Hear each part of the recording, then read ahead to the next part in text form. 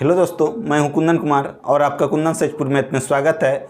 हम प्रत्येक दिन अलग अलग टाइप के प्रश्न पढ़ा रहे हैं। तो जो भी इस चैनल पर न्यू हैं, जो एग्ज़ाम की तैयारी करते हैं, तो इस चैनल को सब्सक्राइब करके बेल आइकन को दबा दें ताकि मेरे हर एक वीडियो का नोटिफिकेशन आपको सबसे पहले मिल सके। आज ये कुछ अलग टाइप का प्रश्न है। देखिए, प्रश्न है किसी वस्तु को 176 रुपये में बेचने पर 12% की हानि होती है। वस्तु को 15% लाभ पर बेचने से विक्रय मूल्य क्या होगा? मतलब कि वस्तु का विक्रय मूल्य क्या होगा। ठीक है, तो इस तरह के प्रश्न को बनाने के लिए सबसे पहले आपको कुछ कॉन्सेप्ट सिखाना चाहते हैं, इसको सीखिए। अगर ये 12% की हानि पर बेचा गया, 12% की हानि पर बेचा गया, ठीक है, तो इसका विक्रय मूल्य क्या होगा? तो जब भी किसी वस्तु का क्रय मूल्य होगा, टोटल अपने आप में वो 100% होगा। ठीक है, अगर 12% की हानि पर बेचा तो उसका विक्रय मूल्य क्या हो जाएगा? 88%। 100 में 12% घटा दिए। ठीक है, और इसको हम उदाहरण के लिए समझा रहे हैं, पहले इसको आप लोग समझ लीजिए। अगर यही 10% लाभ पर बेचता, 10% लाभ पर विक्रय मूल्य, ठीक है, विक्रय मूल्य, ये भी विक्रय मूल्य, ये भी विक्रय मूल्य है। ठीक है, विक्रय मूल्य, तो 10% लाभ पर विक्रय मूल्य क्या होगा? तो 100% होगा क्रय मूल्य और उसमें 10% जुड़ जाएगा, तो 110% उसका विक्रय मूल्य हो जाएगा। इसी तरह अगर रहता 25% लाभ पर, ठीक है, 25% लाभ पर विक्रय मूल्य, तो क्या हो जाएगा? विक्रय मूल्य 125% हो जाएगा। अगर यही रहता 25% की हानि पर, ठीक है, 25% की हानि पर विक्रय मूल्य इसका क्या हो जाएगा? 100 में ये 25 घट जाएगा, 75%। तो ये चीज आप लोग समझ गए होंगे। अब हम सवाल पर आते हैं। ठीक है, तो इस सवाल में क्या है? किसी वस्तु के 76 रुपये में बेचने में 12% की हानि होती है। मतलब क्या? विक्रय मूल्य कितना रहा होगा? 100 घटाओ 12, 88%। 88% ये विक्रय मूल्य रहा होगा। ठीक है, और ये बेचा है कितना? रियल में कितना में बेचा है? 176 में, तो 88% बराबर 176 हो गया। अब हमको जानना क्या है? 15% लाभ पर पाने के लिए, 15% लाभ पर बेचता है तो तब विक्रय मूल्य क्या होगा वस्तु का? तो 15% लाभ, तो 100 जोड़ 15%, तो टोटल हमको 115% पर बेचना होगा। तो 115% बराबर क्या होगा? उसी का मान ये निकालना है। तो 1% बराबर हो जाएगा 176/88 और 115% बराबर 115 से इसमें गुणन कर देंगे। ये क्या हो जाएगा? रुपया। ठीक है, अब भाग दीजिए इसको। 88 दूना 176 होगा और 115 गुना 2, 230 रुपया। तो ये कितना आसान मेथड है बनाने के लिए। इस मेथड से बनाएंगे तो आपका प्रश्न तुरंत ही सॉल्व हो जाएगा। तो जो भी इस चैनल पर ध्यान से देखिए सभी प्रश्नों को, और एग्जाम में इसी तरह के प्रश्न आते हैं जो कि तुरंत से आप बना सकते हैं इस विधि से। अब चलते हैं कुछ दूसरे प्रश्न पर। एक प्रश्न और लेते हैं इस विधि से ताकि आपको समझने में एक जरा सा भी प्रॉब्लम नहीं हो। चलिए दूसरे प्रश्न पर, और ये उसी टाइप में दूसरा प्रश्न है। इस प्रश्न को समझिए आप लोग, बहुत ही आसान मेथड से समझाएंगे। देखिए क्या है प्रश्न, पहले पढ़िए। किसी कुर्सी को 480 रुपये में बेचने से 20% का लाभ होता है। यदि कुर्सी को 15% की हानि पर बेचा जाए तो कुर्सी का विक्रय मूल्य क्या होगा? ठीक है, प्रश्न में यही है कि 20% लाभ पर बेचे तो उस कुर्सी को 480 रुपयों में बिका है। ठीक है, ये 20% लाभ पर बेचे तब 480 में बिका है। अगर हमको 15% की हानि पर बेचना है तब कुर्सी का विक्रय मूल्य क्या होगा? तो सबसे पहले आपको इस तरह के प्रश्न में भी तुरंत हम आप लोगों को समझाए थे कि 20% का लाभ हुआ मतलब क्या? कुर्सी को कितने में बेचा? 120% में बेचा। कुर्सी का जो विक्रय मूल्य रहा 120% रहा, तो इसी 120% बराबर हुआ 480। अब हमको क्या बोल रहा है? कुर्सी को 15% का हानि पर बेचा जाए तो कुर्सी का विक्रय मूल्य क्या होगा? 15% का हानि मतलब क्या? कितना में बेचा? कुर्सी का जो क्रय मूल्य रहा होगा टोटल अपने आप में 100% रहता है। क्रय मूल्य जो जब भी रहता है टोटल अपने आप में 100% रहता है। कुर्सी को अगर 15% की हानि पर बेचा तो उसको कितना में बेचा होगा? 100 घटाओ 15, 85% में बेचा होगा। हमको 85% का मान निकालना है, तो 1% का पहले मान निकाल लीजिए। कितना होगा? 480/120 तो हमको 85% का मान निकालना है, क्योंकि 15% हानि पर बेच रहे हैं ना, तो 15% हानि पर बेचे तो वो हुआ 85%। 100 घटाओ 15, 85, मतलब टोटल 85% में वो बेचे होंगे, तभी हमको 15% का हानि होगा। तो 480 बटे 120 गुना 85 कर दीजिए। तो 120 से कटाएंगे तो ये 4 बार में कटेगा 480। अब इसको गुना कर दीजिए, 4 पंचे 20, 8 चौके 32, 2 34, 340 रुपया। कुर्सी को 340 रुपयों में बेचेंगे तब हमको 15% की हानि होगी। उम्मीद है कि आप लोग इस प्रश्न को अच्छे से समझ गए होंगे, और जितने भी प्रश्न हैं बहुत ही आसान मेथड में आपको समझाएंगे। तो जो भी इस चैनल पर न्यू है, चैनल को लाइक करते रहिए, सब्सक्राइब कर लीजिए, ताकि आपका हर एक वीडियो मिलते रहे। चलते हैं नेक्स्ट प्रश्न पर। हाँ, और एक चीज़, ये इस प्रश्न में यहाँ पर अगर ये 20% की लाभ पर बेचा है, हो सकता है यहाँ पर दूसरे बार में भी पूछ दे कि उसको 40% या 30% या 50%, जितना भी परसेंट पूछे तो उसी टाइप से बनाना है। अगर आप लोग चाहते हैं इस तरह का प्रश्न बनाने के लिए, तो एक वीडियो और आपको इस टाइप के प्रश्न का भी बता देते हैं, आप लोग बने रहिए।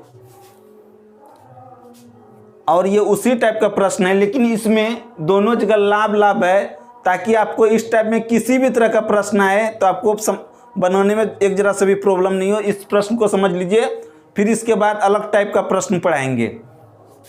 प्रश्न क्या है, किसी वाहन को 6250 रुपये में बेचने से 25% का लाभ होता है। यदि वाहन को 40% लाभ पर बेचा जाए तो वाहन का विक्रय मूल्य क्या होगा। 6250 रुपया में बेचे हैं ना, तो 25% का लाभ हुआ है। अब हम चाह रहे हैं कि नहीं, हम इतना में नहीं बेचेंगे, हम 40% का लाभ लेंगे, तब कैसे होगा।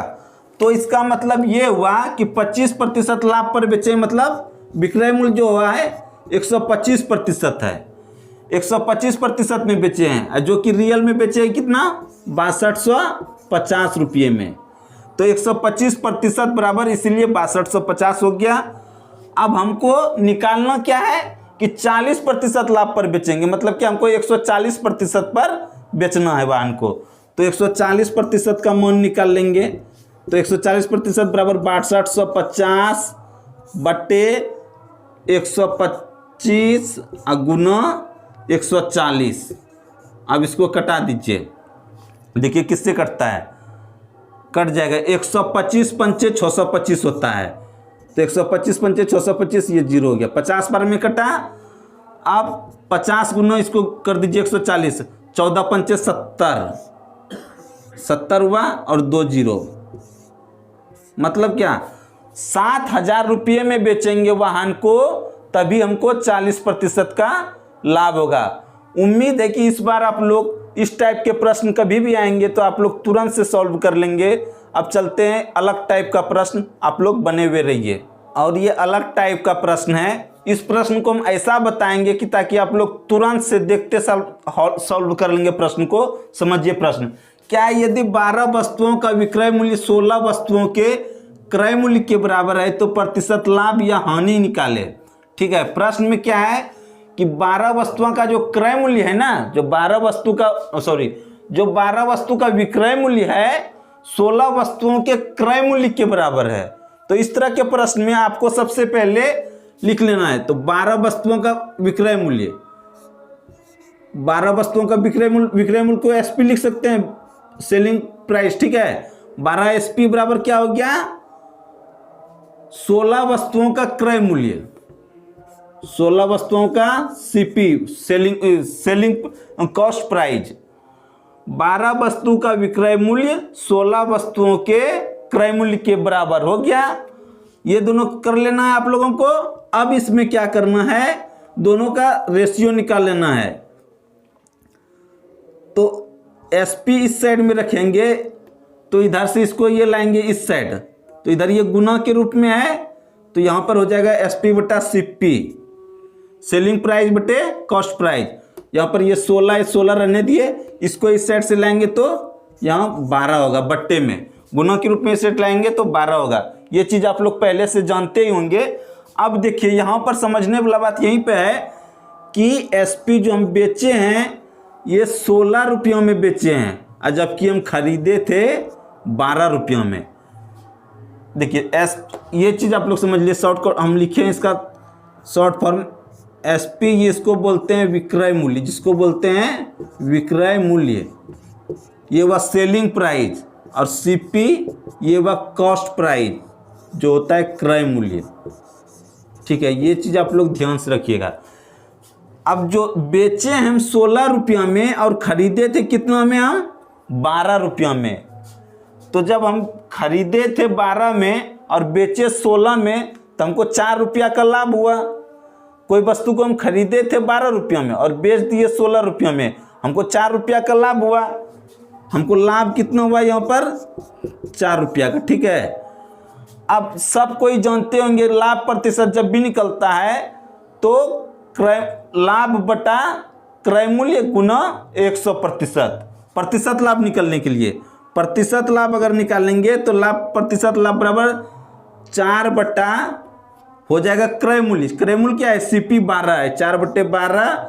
अब प्रतिशत में बदलने के लिए 100% से गुना करेंगे तो 4 तिया 12 हो गया। ये बराबर क्या हुआ, बराबर 100/3%। इसको पूर्णांक में तोड़ेंगे तो 33.1/3%।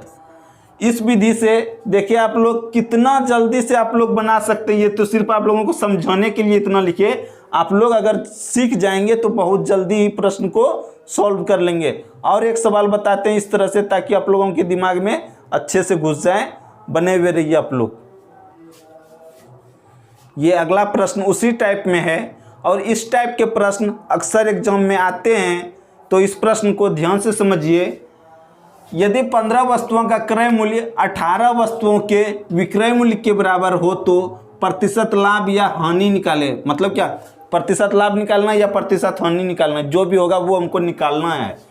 तो इस तरह के प्रश्न आपको समझाए थे। तो 15 वस्तुओं का क्रय मूल्य 15 CP, ठीक है, 15 वस्तुओं का क्रय मूल्य 18 वस्तुओं के विक्रय मूल्य के बराबर, 18 SP हो गया ना। 15 वस्तुओं का क्रय मूल्य बराबर है 18 वस्तुओं के विक्रय मूल्य के बराबर। ठीक है, तो इसलिए ये लिख लिए। अब दोनों का रेशियो निकाल लीजिए। इसको इस साइड लेते आएंगे CP और इसको इस साइड लेते आएंगे। ये पहले इसको अगर नहीं समझना है तो देखिए CP बराबर हो जाएगा क्या, 18 SP/15। अब इसको यहाँ से साइड लाते हैं तो CP/SP। यही हम करते हैं, जो कि आप लोग अगर नहीं समझेंगे अगले मेथड में तो इसको यही करते हैं। 18/15 हो गया, 18/15 हो गया। अब हमको ये ध्यान देना है CP मतलब क्रय मूल्य। क्रय मूल्य मेरा 18 है और विक्रय मूल्य मेरा कितना है, 15 है। कोई वस्तु को हम खरीदे हैं खरीदे हैं 18 रुपयों में और बेच दिए उसको हम 15 ही रुपयों में, तो हमको लाभ हुआ क्या, हानि हुआ? हमको हानि हुआ। खरीदे थे हम 18 रुपयों में और बेचे हम 15 रुपयों में, तो 3 रुपया का हमको घर से लॉस हो गया। तो इसमें हानि हुआ, और हानि कितना का हुआ, हानि हुआ हमको इसमें 3 रुपया का। अब हमको प्रतिशत हानि निकालना है, तो प्रतिशत हानि बराबर हानि बटे क्रय मूल्य। क्रय मूल्य मेरा कितना है, कॉस्ट प्राइस 18 है, CP मेरा 18 है, लिख लिया। हानि बटे क्रय मूल्य। अब प्रतिशत में बदलने के लिए 100% से गुना। अब कटाइए, 3 छक 18 और 2 से कटेगा 2 तिया 6 और 2 से ये कटेगा 50 बार में, बराबर 50/3%। इसको पूर्णांक में तोड़ेंगे 16.2/3%।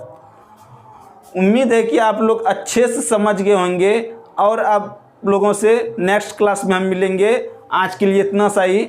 और हाँ, जो भी इस चैनल पर न्यू है चैनल को सब्सक्राइब जरूर कर लें ताकि एग्जाम में आपको बहुत फ़ायदा मिल सके। मेरे हर एक वीडियो आप देखेंगे तो आपको इसी तरह शॉर्ट मेथड से हम बताए हुए हैं प्रत्येक प्रश्न को, और जो कि परीक्षा में आप मुश्किल से 1 से 2 सेकंड में प्रश्न को सॉल्व कर सकते हैं। तो आपको मिलेंगे नेक्स्ट क्लास।